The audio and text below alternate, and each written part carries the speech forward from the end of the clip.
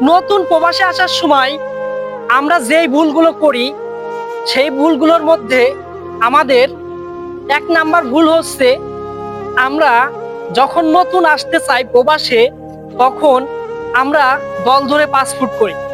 দল ধরে পাসপোর্ট করার পরে যখন আমরা এই দলের মধ্যে যে কোনো একজনের কাছে পাসপোর্ট জমা দেয়, তার দেখা দেখে সবাই বিশ্বাস করে ওই লোকটার কাছে পাসপোর্ট দিয়ে দেয়। যখন ওই পাসপোর্ট দিয়ে দেয় তখন যদি একজন কোনো সমস্যায় পড়ে এর ভিতরে, তাহলে সবারই সমস্যা হয়। তাই আপনাদেরকে বলি ভাই, যখন নতুন আসবেন তখন পাসপোর্ট করেন একসাথে, সমস্যা নাই, কিন্তু যার কাছ থেকে আসবেন সেই বিষয়টা একটু জেনে তারপরে আসেন। সেই লোকটা প্রবাসে মানুষ পাঠাচ্ছে ভালো আছে কিনা এই বিষয় জেনে তারপরে এই প্রবাসে আসেন। কারণ যাচাই বাছাই না করে হঠাৎ করে বিশ্বাস করে চলে আসবেন, তখন এই প্রবাসে এসে অনেক বড় একটা সমস্যায় পড়ে যাবেন। কারণ হচ্ছে, এই প্রবাস নামের জেলখানায় একবার যদি আপনি খারাপ অবস্থানে পড়ে যান, তাহলে কখনোই ওইখান থেকে আপনি ভালো একটা অবস্থানে যেতে অনেক সময় লেগে যাবে।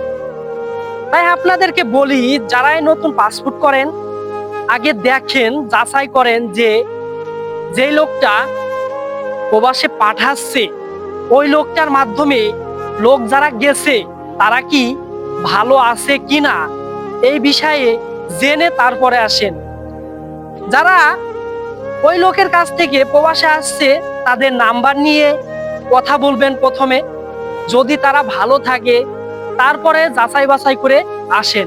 একসাথে পাসপোর্ট করছেন দল ধরে, একসাথেই একটা লোকের মাধ্যমে দিয়ে একসাথে সবাই বাস খাচ্ছেন।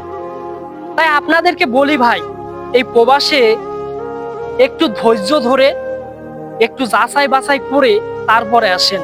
কারণ আমরা নতুন যখন প্রবাসে আসার জন্য পাগল হয়ে যাই, তখন আমাদের এই একটা সর্বপ্রথম ভুল হয়।